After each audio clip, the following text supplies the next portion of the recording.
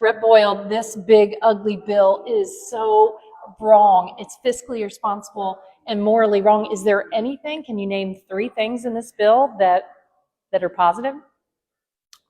The first,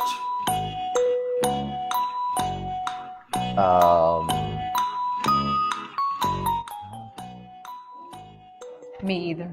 Hey, everybody, I'm here with my good friend, Representative Brendan Boyle. He is the lead Democrat on the Budget Committee, has been fighting the big, ugly bill all the way along. The way it's come back from the Senate, Brendan, it is so fiscally irresponsible and morally wrong. And you just did a press conference out here and talked about what it means to American families, and I thought that was so poignant. thank you. This is one of the most important votes that we will ever cast. And truly, and I've been here a little over a decade now, this is probably the worst piece of legislation that I will ever vote on. And I sure as hell will be voting against it. I believe all congressional Democrats will remain united against it, as we have been to this point. And there are many reasons why. First and foremost, this bill causes the greatest loss of health care in American history. 17 million Americans will lose their health care. About half of that comes from Medicaid. The other half comes from those on the Affordable Care Act. And then further, there's about $500 billion worth of Medicare cuts. So that alone would be reason to defeat the bill. But then when you look at all of the other cuts that are in there as well, and why? In order to give trillions of dollars in tax cuts, most of which go to the top 1%.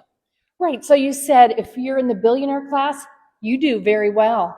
If you're in the working class, you're going to lose because you're going to lose your health care, food assistance. And if you're in the middle class, there's nothing here for you. Yeah, so look, I think the facts actually matter. We're not in, as Trump's White House once said, an alternative fact reality. Congressional Budget Office, who are these nonpartisan policy wonks, they're the official scorekeepers. They analyzed the entire piece of legislation. And what they found is if you were in the bottom third of household income, those making below $55,000 a year, you will actually be poorer if this bill passes. If you're in the middle class, you get nothing. And if you were in the top 1%, you get the majority of the benefit. So this truly makes the poor poorer, the rich richer, and the middle class falling further behind. Well, thank you so much for your fight. And we're going to oppose this today. And hopefully we will not be finding ourselves on the 4th of July with Trump celebrating with his billionaire friends at the White House.